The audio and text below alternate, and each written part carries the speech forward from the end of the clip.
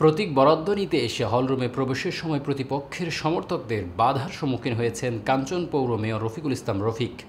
রূপগঞ্জ থানা প্রতিনিধি মাহমুদুল হাসান নয়নের রিপোর্টে বিস্তারিত জানাচ্ছেন এসকেন রেশমা।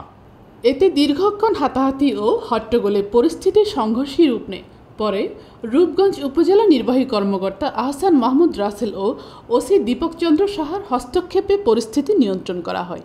এই সময় জেলা রিটার্নিং কর্মকর্তা ইস্তাফিজুল হক আকন্দ এর পৌরসভায় দুই মেয়র প্রার্থীর মাঝে রফিকুল ইসলামকে জগ এবং দেওয়ান আবুল বাশার বাদশাহকে মোবাইল প্রতীক পাওয়ার ঘোষণা দেন। আগামী ২৬ জুন নারায়ণগঞ্জের রূপগঞ্জের কাঞ্চন পৌরসভার মেয়র সংরক্ষিত মহিলা সদস্য ও কাউন্সিলর নির্বাচনের ভোট গ্রহণকে ঘিরে আজ প্রতীক বরাদ্দ দেয়া হয়। এ সময় বিগত দিনের নাগরিক সেবাদান ও কাঞ্চন পৌর অঞ্চল রাস্তাঘাট, ড্রেন, কালভার্ট সহ ব্যাপক উন্নয়নে ভূমিকা রাখায় জগ প্রতীকে ভোট দেওয়ার আহ্বান করেন মেয়র রফিকুল ইসলাম।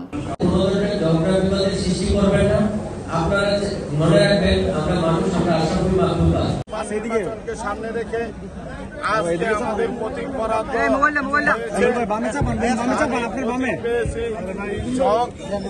আমি প্রতীক পেয়ে অনেক খুশি, আমাদের কাঞ্চন পৌরবাসী খুশি। আমি ইনশাআল্লাহ আগামী ২৬শে জুন ইনশাআল্লাহ সাধারণ মানুষের ভোটে আমি নির্বাচিত হবে ইনশাআল্লাহ। আপনারা জানেন আজকে এই প্রতীক বরাদ্দ অনুষ্ঠানে এসে আমি আমার সমর্থনকারী এসে বসেছিলাম। আরেকটি পক্ষ মেয়র ক্যান্ডিডেট নিজে আমাদের উপরে হামলা চালিয়েছে। আমি প্রিন্ট এবং ইলেকট্রনিক মিডিয়ার ভাইদেরকে বলবো, আপনারা যে এটা সূক্ষ্মভাবে দেখেন এবং প্রশাসনের মাধ্যমে যেন এটার সঠিক বিচার হয়।